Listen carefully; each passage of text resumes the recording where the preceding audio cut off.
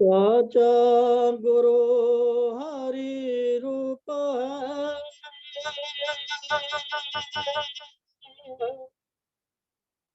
सकल जिया आधार।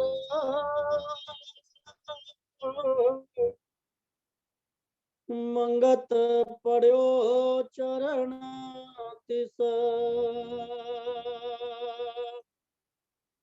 करूं दंडवत बारंबार।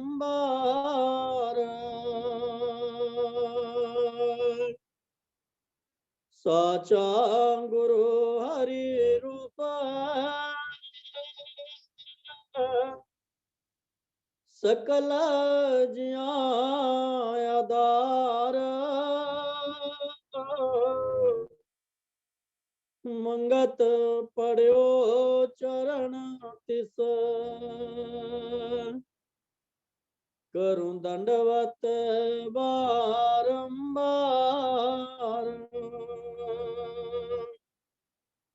ओम ब्रह्म सत्यम सर्वाधा। आदरणीय योग मातृशक्ति एवं प्रेमी जियो, सतगुरुदेव जी की अपार कृपा से हम सभी सत्संग के साथ जुड़े हुए हैं। गुरु की अपरम अपार कृपा। आज सतगुरुदेव जी से हम आपस में हमारी कई दुविधाएं होती हैं, कई हमारे संशय होते हैं। सतगुरुदेव जी के साथ बैठकर हम सभी जो है उन प्रश्नों का निवारण करेंगे जो जो हमारे अंदर उठती रहती हैं। आज सतगुरुदेव जी हमें इस संसार में रहने का तरीका बतलाएंगे कि हमने इस संसार में रहना कैसे,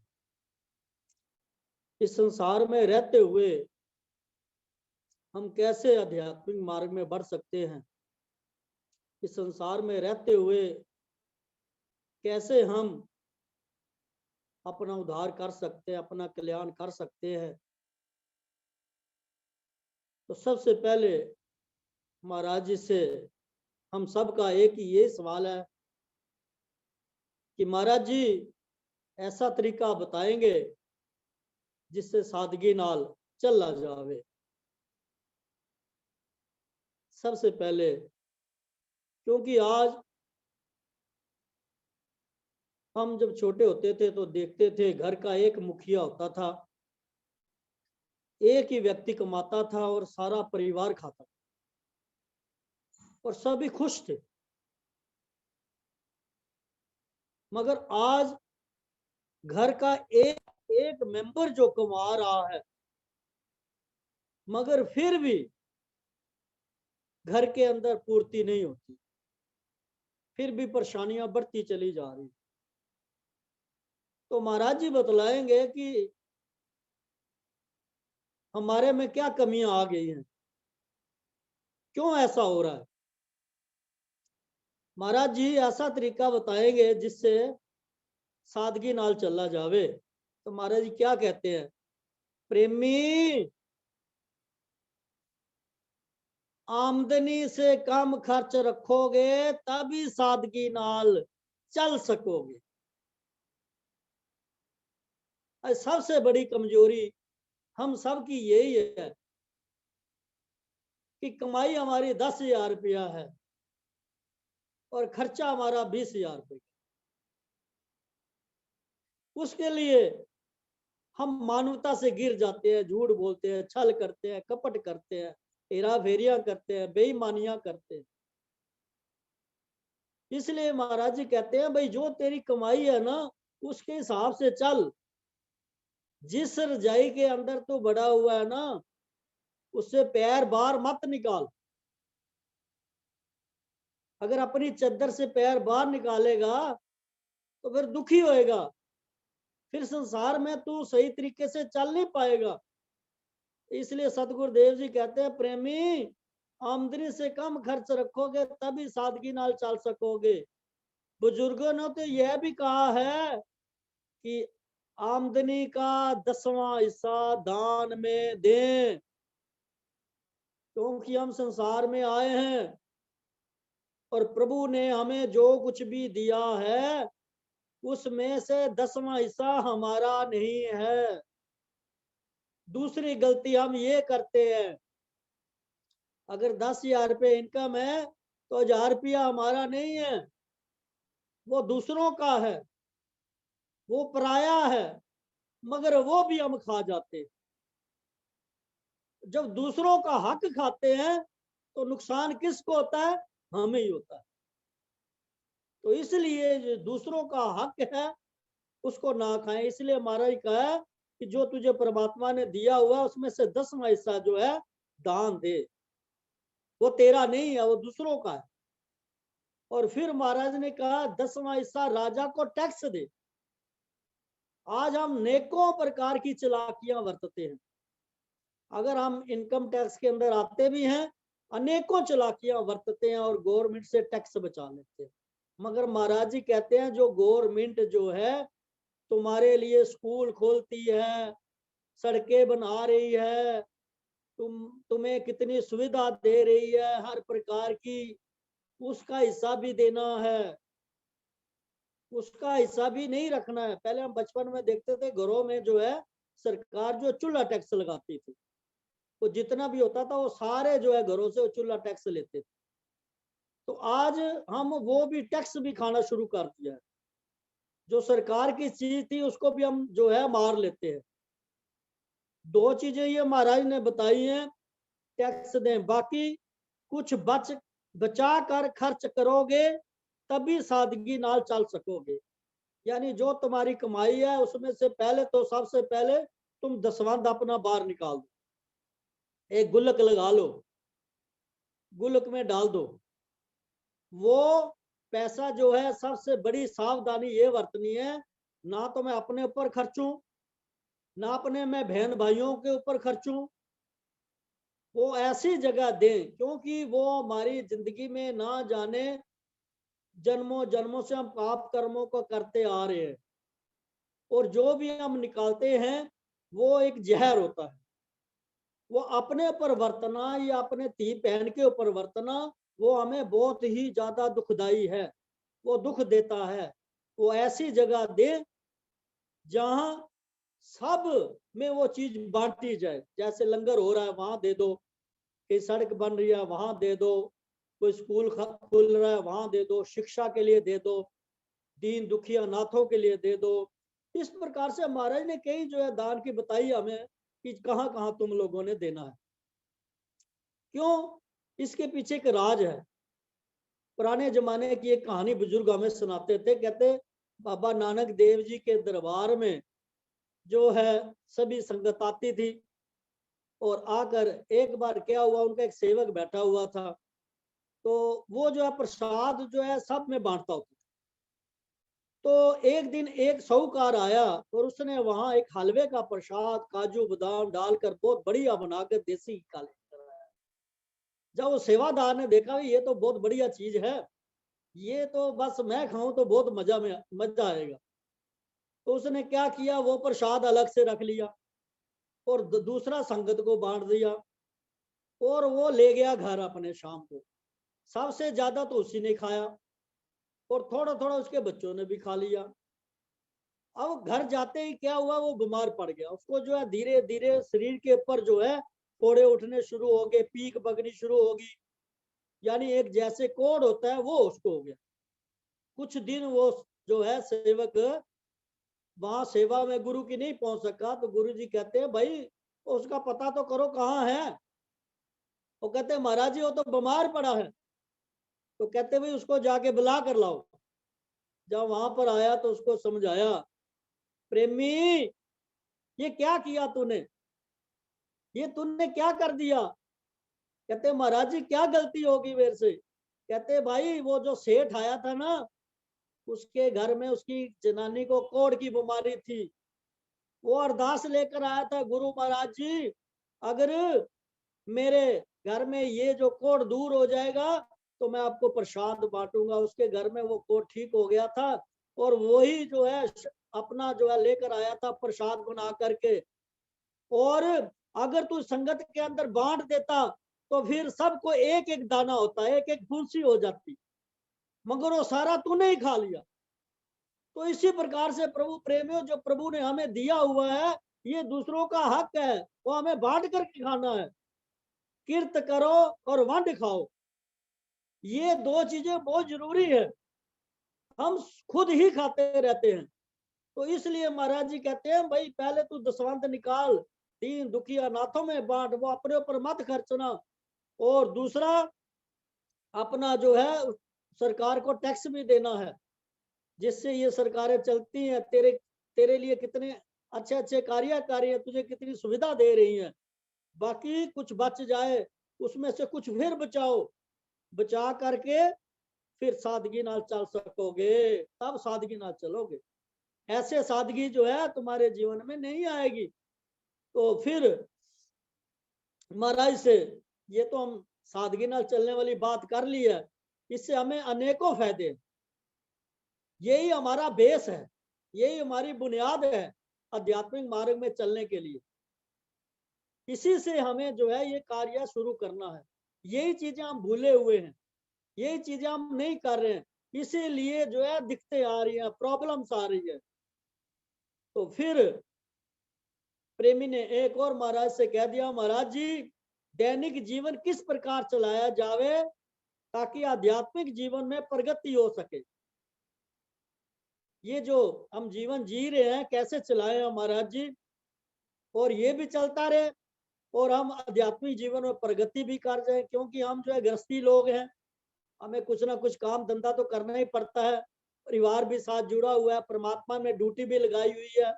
किसी को माता बनाया, किसी को पिता बनाया, किसी को पुत्र बनाया, ये भी ड्यूटी हमें दी हुई है महाराज जी प्रभु ने। तो ये भी हमें निभानी है। और ये निभाते निभाते हम जो जिस मालिक से विछड़े हैं उस कार्य, जिस कार्य के हमें मानव जीवन मिला उस कार्य को भी आगे हमें बढ़ना है। तो उसके लिए महाराज जी क्या कहते हैं, प्रेमी जी इस जीवन का यही लाभ है कि जब तक तू जीवित है उस परमेश्वर की शरण ले। सबसे पहले हमें क्या करना है, अगर हमने अपना दैनिक जीवन अच्छी तरीके से चलाना है और अपने आध्यात्मिक मार्ग पर चलना है, तो फिर हमें सबसे पहले क्या है, महाराज कहते हैं जब तक तेरे में जीवन है तब तक उस परमेश्वर की शरण ले।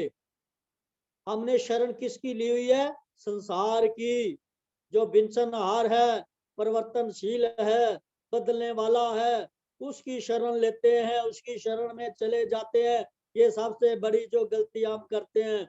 मगर महाराज जी कहते हैं तुझे शरण लेनी है अपने उस मालिक की, जिसने तुझे बनाया, जिसने सारे संसार को बनाया, जो तुम्हारी हर घड़ी हर लम्हे रक्षा कर रहा है। जब ये तेरा शरीर ना तब भी तेरे साथ था, अब शरीर है तेरे साथ है, शरीर नहीं रहेगा तब भी तेरा साथी है वो। इसलिए अपने उस परमेश्वर की शरण ले, सबसे पहली बात। फिर दूसरा, एकमात्र उसी से प्रेम कर। प्रेम करना है तो अपने उस परम पिता परमात्मा से करना है।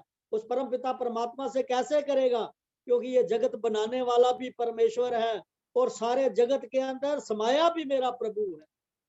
और सब के अंदर उस प्रभु को देख करके तूने प्रेम करना है। तूने ये नहीं कहना कि मैं अपनी पत्नी से प्यार कर रहा हूं, क्योंकि पत्नी के अंदर ही मेरा प्रभु बैठा हुआ है। मैं अपने उस प्रभु से प्यार कर, उसके साथ नफरत नहीं करनी है। अपने माँ बाप की अगर सेवा कर रहा हूं तो मेरा प्रभु उनके अंदर बैठा है, मैं अपने प्रभु की सेवा कर रहा हूं। ये भाव हमारे अंदर आना चाहिए।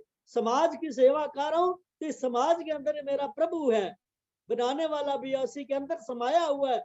तो मैं किसकी सेवा कर रहा हूँ, मैं और किसी की नहीं सेवा कर रहा हूँ, अपने प्रभु की कर रहा हूँ। ऐसे मुझे जो है उस अपने प्रभु के साथ प्रेम करना है, एक ईश्वर को ही सबके अंदर देख करके उसी के साथ प्रीति करनी है, उसी के वास्ते जी और उसी के लिए जीना है।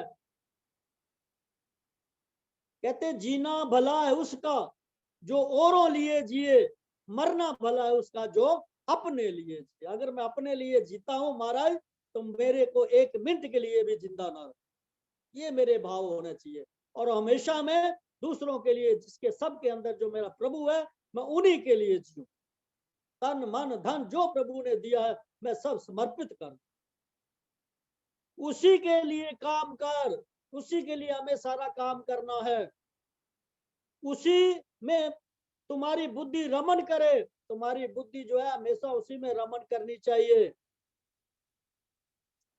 और फिर इसके अतिरिक्त और कुछ नहीं, और कुछ भी नहीं, बस ये चीजें याद रखनी है। क्योंकि जब ये जीव मातृगर्भ में होता है, उस मल मूत्र की देह के अंदर, उस वक्त कनेक्शन उस परमपिता परमात्मा के साथ जुड़ा होता है, और परमात्मा से प्रार्थना करता है, प्रभु मुझे इस गंदगी से निकाल, मैं इस संसार में जाकर सिर्फ तेरा स्मरण करूंगा और कोई काम नहीं करूंगा। ऐसी चीज को मैं भूल जाता हूं।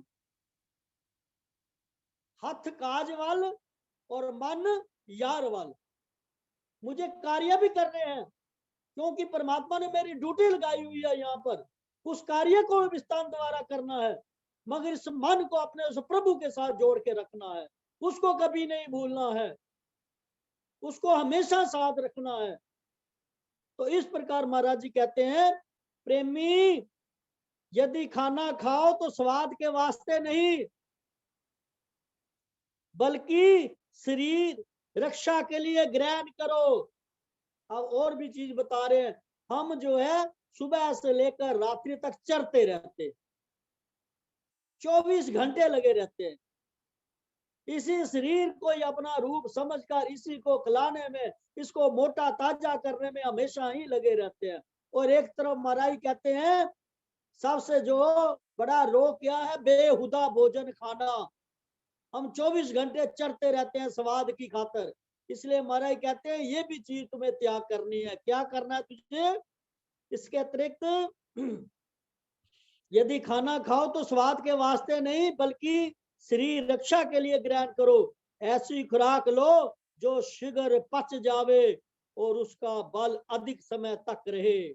महाराज कहते हैं अब इस इंसान के लिए देखो, महाराज ने ऐसी ऐसी चीजें, फल फ्रूट दही मक्खन हरी सब्जियां, कितनी बढ़िया बढ़िया चीजें बनाई हैं, ताकतवर चीजें। और ये जीव क्या करता है? दूसरों का हक खाता है, मीठ ठंडे शराब बीड़ी सिगरेट, शरीर को पालने के लिए। मगर इनमें ताकत नहीं है। जो सोयाबीन की दाल है 32% विटामिन है, मूंगफली में 32% विटामिन है, और जो डॉक्टर लोग हमें अंडे बताते हैं उसमें 16% विटामिन है। मगर उसमें सबसे बड़ा नुकसान है, उसमें कई बीमारियां लगती हैं, उससे शरीर फूलता है। जो मांस की तरफ जा रहे हैं हम, इससे कुछ भी, इससे कोई फायदा नहीं है। जो ताकतवर चीजें परमात्मा ने हमारे लिए बनाई, अगर वो खाएंगे और लिमिट में खाएंगे, मर्यादा के अंदर खाएंगे, समय के माफिक खाएंगे, तो प्रभु प्रेमियों ये शरीर हमेशा तंदुरुस्त रहेगी। तो इसलिए महाराज जी कहते हैं, ऐसी खुराक लो जो शीघ्र पच जावे और उसका बल अधिक समय तक रहे। लिबास यानी वस्त्र ऐसे पहनो जो सर्दी गर्मी से बचने के वास्ते काफी हो। तेरी शक्ल जो कुदरत कामला ने बना दी है ऐसी ही रहेगी, कपड़ों से तेरी शक्ल नहीं बनेगी।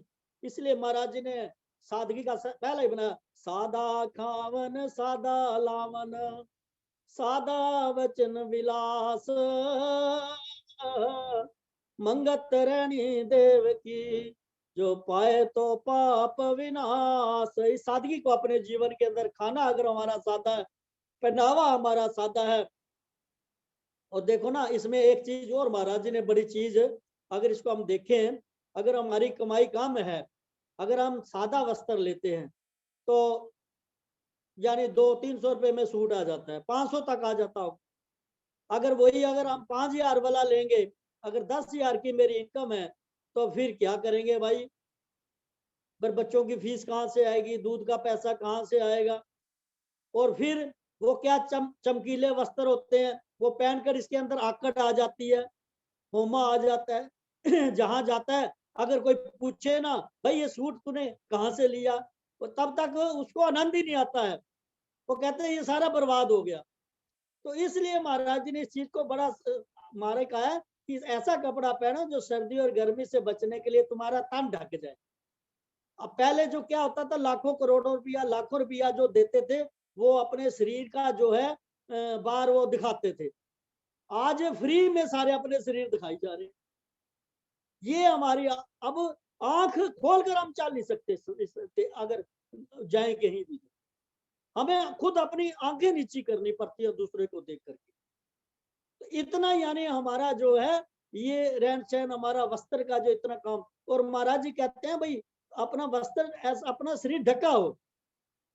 तो इस प्रकार से महाराज जी कहते हैं ऐसे वस्त्र पहनो जो सर्दी से बचने के वास्ते काफी हो। तेरी शक्ल जो कुदरत ने बनाई है वैसी ही रहेगी, वो नहीं बदलेगी। कपड़े पहनकर तू सोचेगा कि मेरी शक्ल बदल जाएगी। थोड़े पैसे कपड़ों में लगाकर कम खर्च करो। सादे वस्त्र पहनने से मत हिचको, इससे तेरे अंदर प्रेम बढ़ेगा और कम आमदनी में तेरा गुजारा अच्छा चल जाएगा। अपना व्यवहार गुजरान के अनुकूल बनाओ, धन जमा करके ना रख, ऊंचे विचार वालों की संगत कर, प्रभु का सिमरन कर, जिससे तेरे अंदर ठंडक पैदा हो। यदि इन नियमों पर तू चला तो बहुत कुछ तेरे दिल में खुशी आवेगी और तेरे दिल को असली शांति प्राप्त होवेगी। ये दुनिया एक बड़ी प्यास है, बड़ा मुसीबत खाना है। इससे तू उस प्रभु के नाम का सिमरन करके पार हो सकता है। प्रेमी, सारी रात तुझे मिली है प्रभु की याद करने के लिए, और तू उस रात को खुराड़े लेकर गफलत यानी लापरवाही की नींद सोता है। बेहोश हो जा। रात से बढ़कर तू और क्या एकांत चाहता है? अब भी समझ ले, अब भी समय है। सिमरन अभ्यास शुरू कर, तेरा अवश्य कल्याण होगा। महाराज जी ने देखो पूरा ज्ञान जो है एक छोटे से, वो कहते हैं ना, छोटे से एक बर्तन के अंदर प्रो कर रख दिया, छोटी सी माला के अंदर प्रो कर रख दिया। एक ये जो है छोटे छोटे मोती हैं, अनमोल मोती हैं, ये छोटे छोटे मंत्र हैं। आजकल कहते हैं ना भाई ये मंत्र पढ़ो तो ये हो जाएगा, ये हो जाएगा। तो ये महाराज जी के मंत्र हैं, छोटे छोटे हमें मंत्र दिए हुए हैं। ये करोड़ों रुपए देकर भी ये हीरे प्राप्त नहीं होते हैं, ये छोटे छोटे। अगर ये हम ले लें अपने जीवन के अंदर तो बस सारा, महाराज कहते हैं तेरा जीवन तो खुशबूदार हो जाएगा, तेरा आना सफल हो जाएगा। जिसके लिए प्रभु ने तुझे निरानी दे दी है, इसको तू सफल कर जाएगा बहुत जल्दी से। और जो तेरी परमात्मा ने ड्यूटी लगाई उसको ही बड़ी ईमानदारी से तू निभाएगा और हमेशा खुश रहेगा, हमेशा शांत रहेगा, जलेगा नहीं। तो इसलिए सतगुरुदेव जी जो है हमें देखो एक छोटा सा जो है इसमें देखो क्या चीज, यही चीजें हम भूल जाते हैं। इस दुनिया में बड़ी प्यास है और ये सारा मुसीबत खाना ही है। यहाँ आज तक इस संसार में 3 लोग, इस पहले कहते थे, महाराज कहते थे पहले जो राजाओं महाराजों के पास सुख होते थे ना, समान होते थे, आज एक गरीब जो है ना उसके घर में भी पड़े हुए, मगर दुख और भी ज्यादा बढ़ गए। ये मुसीबत खाना है। यहाँ आज तक किसी को शांति नहीं मिली है। चाहे संसार भी इकट्ठा कर लो, कुछ भी प्राप्त होने वाला नहीं है, शांति मिलेगी नहीं। यहाँ दुख ही दुख है, ये दुखों का घर है। इसलिए गुरु नानक देव जी को कहना पड़ा, नानक दुखिया सब संसार। और फिर सार मंत्र दे दिया, सो सुखिया जो नाम आधार। वही महाराज जी बार बार कह रहे हैं, तो तू नाम के साथ जुड़, अपने प्रभु के साथ जुड़, उस प्रभु का सिमरन कर। ये तेरे सब दुखों को दूर करने वाला है, ये तेरी दवाई है। ये दवाई हम खाते नहीं है, मगर दूसरी दवाइयां हम खाते रहते हैं इस शरीर के लिए। जो मन की दवाई है वो इसको हम देते नहीं है, और ये दवाई देनी पड़ेगी। जैसे कहते हैं ना, पुराना कपड़ा होता है या गंदा धुंधला शीशा होता है, हम कपड़े से बार बार साफ करते हैं और जब साफ हो जाता है तो हमारी शक्ल सामने नजर आती है। इसी प्रकार से मन के ऊपर हमारे सदियों से मैल चढ़ी हुई है, और नाम रूपी साबुन द्वारा रोजाना इसको धोना है, बारंबार अभ्यास करना है, बारंबार। इसलिए महाराज कहते थे, प्रेमियों अभ्यास करो, अभ्यास करो। क्यों कहते थे? क्योंकि मन के ऊपर बड़ी तगड़ी मैल चढ़ी हुई है। जब नाम रूपी साबर को बार बार रगड़ेंगे तब जाके ये जो अंतर जो हमारा स्वरूप है वो सामने प्रकट होगा। हमने तो अभी इसी खल्लड़ शरीर को अपना रूप समझा हुआ है, इसी के चक्कर में पड़े हुए हैं। तो इसलिए महाराज जी क्या फरमाते हैं आगे, फिर एक प्रेमी महाराज से कहने लगे, महाराज जी इस समय संसार की गर्दिश के अनुसार घोर तमोगुण वृत्ति के लोग चारों ओर दृष्टि गोचर होते हैं। उनके बीच एक साधारण जिज्ञासु पुरुष को जिसका ध्येय आत्म तत्व की प्राप्ति है और उसका रास्ता भी उन लोगों से सर्वदा भिन्न है, किस प्रकार की विचरना चाहिए। हालांकि देखा गया है कि प्रकृति का ऐसा नियम है, जो जीव जिस प्रकार का होता है वैसी संगत पैदा कर लेता है। फिर भी इस समय तमोगुनी और रजोगुनी प्रधान पुरुषों के मध्य रहना, मिलना, बैठना और व्यवहार करना बड़ा है पड़ता है। कृपया करके जरा स्पष्ट करके समझाएं कि वे कैसे वर्तें और कैसे रहें। ये सबसे बड़ी, क्योंकि संसार के अंदर हर प्रकार का व्यक्ति है, रजोगुणी भी है, तमोगुणी भी है, रिश्वतखोर भी मिलते हैं, बेईमान भी मिलते हैं, ठग भी मिलते हैं, साधु भी मिलते हैं, प्रेमी भी मिलते हैं, अच्छे लोग भी मिलते हैं, बुरे लोग भी मिलते हैं। ये संसार है ना, संसार में सब कुछ है। तो इसमें जो है महाराज जी से पूछ रहे हैं इसमें कैसे हम वर्ते, कैसे रहे। तो महाराज जी देखो कैसी युक्ति बताएंगे हमें, क्या कहते हैं, लाल जी बड़ी गहरी बात तुमने पूछी है, लाल जी तुमने बड़ी गहरी बात पूछी है। ये आसान सा तरीका चाहिए, आसान सा तरीका तुमको बतावेंगे। महाराज कहते हैं मैं आसान सा तरीका तुम्हें बता रहा हूं। क्या बता रहे हैं, अगर अमल में ले आए तो सब आसान हो जाएगा। तुमको चाहिए अस्थाई रूप से उनके मध्य रहो, उनके साथ रहो और व्यवहार करो, अर्थात बाहर से तो मिला हुआ रहे पर अंदर से उसमें अलग थलग रहे, अर्थात हिले मिले नहीं और अन्य काज में भी अनजान सा बना रहे और कहे कि मुझे तो ये पता ही नहीं, जो ठीक समझे कर ले, यह बेहतर यानी उत्तम होगा।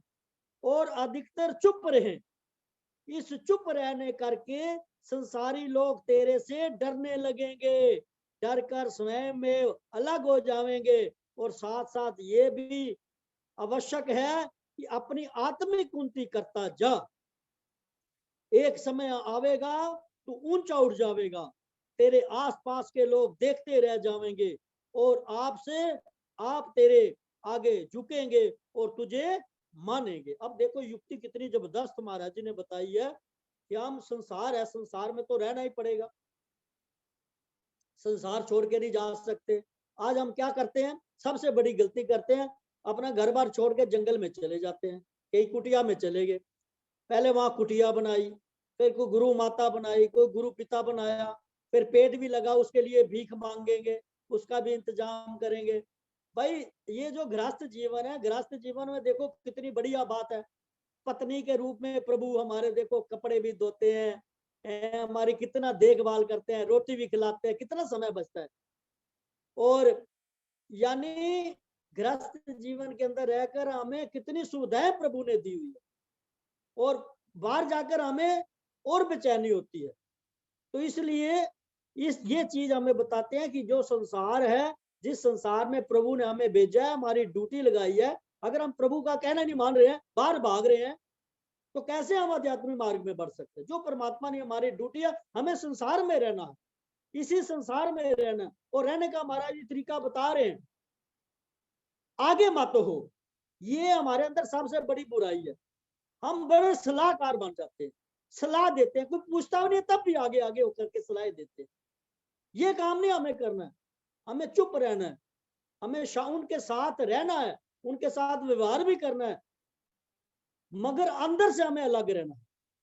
अंदर से हमें, अब देखो ना किसी के घर में मौत होगी, अगर तुझे पता है कि मौत जो आनी है, ये शरीर नहीं मरना है, जीव तो मरता नहीं, अगर तुझे पता है वहां कोई रो रहा है तो कोई नहीं, उसके साथ थोड़ा उनके साथ रो के दिखा दे, मगर अंदर से तेरे अंदर ये नहीं होना चाहिए कि ये मर गया। नहीं, वो नहीं मरा तो वो तो अजर है, अमर है, अविनाशी है। तुझे अंदर से होश होनी चाहिए। अंदर से तूने अपने आप को, कोई हंस रहा है तो उसके साथ हंस रहे, कौन सा फर्क पड़ता है? थोड़ा सा मुंह को मुस्कुरा दे, थोड़ा वो भी खुश हो जाएंगे। मगर अंदर से तूने देखना कि मैंने अपने अंदर खुश रहना है। इसलिए महाराज कहते हैं संसार में रहना है, एक चुप रहना है, ज्यादा सलाह नहीं देनी है, उनके बीच में घुसना नहीं है। जो मैं कह रहा हूं वही सब कुछ है। अनजान बन जा। अगर तेरे से कोई सलाह लेता है, भाई तुम्हें जैसा लगता है तुम कर लो भाई। तुम्हें सब, तुम अपने आप बिल्कुल अनजान बन के रहो। तो इसलिए जहां भी रहे अपने आप को बिल्कुल अनजान बना कर रखें। ये नहीं कहे कि मैं बड़ा ही विद्वान हूँ, मैं बड़ा चतुर हूँ, मैं बड़ा भगत हूँ। ये दिखावा नहीं करना तूने संसार के अंदर। सारा कुछ तेरे पास, खजाना तेरे पास हो, मगर तू उसको प्रकट मत कर। यही महाराज ने साधना के अंदर हमें बतलाया कि भाई अगर साधना के अंदर तू अपना साधना के अंदर आगे बढ़ना चाहता है, आध्यात्मिक मार्ग में बढ़ना चाहता है, और तू अभ्यास बार बार कर रहा है, तेरे अंदर कई खूबियां आएंगी। अंदर जो खजाना छिपा हुआ तेरे अंदर प्रकट होगा, वो हीरे मोती अंदर प्रकट होंगे, मगर तूने किसी को शो नहीं करना। जब तक आत्मलीनता तुझे प्राप्त ना हो जाए, हर घड़ी हर लम्हे उस आत्मा में लीन ना रहे तू, तब तक प्रकट मत होना। हम जरा सा थोड़ा सा कोई थोड़ा अंदर कोई आवाज आती है, सुरना आती है, तो हम तो संसार को चला चला कर बताते हैं, भाई ये हो गया, ये हो गया, वो मेरे को ये हो गया, मेरे को ये हो गया, मेरी कुंडली जागृत होगी, मेरा, यानी हम बढ़ बनाना शुरू कर देते हैं। हमारी कहते हैं तेरी सारी भक्ति वही खत्म हो जाएगी, तो अध्यात्म मार्ग में बढ़ ही नहीं सकती। इसलिए तुझे चुप रहना है, शांत रहना है। जो भी उपलब्धि हो रही है अपने अंदर रखनी है, बाहर किसी को प्रकट नहीं करना है। बाहर सिंपली बन के रहना है, सादा बन के रहना है। तब जाकर जीवन के अंदर आध्यात्मिक मार्ग में तू बढ़ सकेगा। तब तेरे को जीने का राज पता लगेगा। सही, ये महाराज ये छोटी छोटी हमें युक्तियां बतलाई हैं। अगर ये छोटी छोटी बातें अगर हमारे जीवन में बेसिक आ जाए, तो अगर हम किसी को शो ना करें, कुछ भी प्राप्त हो जाए, गुप्त रहे, बिल्कुल अंदर से गुप्त रहे, बाहर संसार के साथ मिलापान रहे, सबके साथ मिलजुल कर रहे, किसी को पता भी ना लगे। तो इस प्रकार से तू आध्यात्मिक मार्ग में भी आगे बढ़ेगा, और तेरा जीवन भी बिल्कुल सादा बनेगा, और इंसान बन के रहेगा, और तेरे अंदर तेरी तरक्की हो सकती है। तो इसलिए सतगुरुदेव हमें सतबुद्धि बख्शे। सतगुरुदेव जी के ये छोटे छोटे वचन है, बार बार पढ़े। ये महाराज जी का जो गुरुदेव ने कहा है, इसमें गुरुदेव ने कहा है इसमें संसार में रहने का तरीका है। तो इसमें काफी अच्छी अच्छी और भी तरीके हमें आसान आसान बताए हुए हैं। हम पढ़ें, घर में बैठकर स्वाध्याय करें, बारंबार स्वाध्याय करें, तो हमें और भी जो नॉलेज मिलेगी, और भी ज्ञान मिलेगा। क्योंकि ये सब महाराज जी का ज्ञान है। जब हम अपने अंतर में इस ज्ञान को प्रकट करेंगे, तब वो ज्ञान हमारा बनेगा। सतगुरुदेव हमें शक्ति दें, जो महाराज जी का ज्ञान है हमारा भी अपना ये ज्ञान बने। ओम ब्रह्म सत्यम सर्वाधार।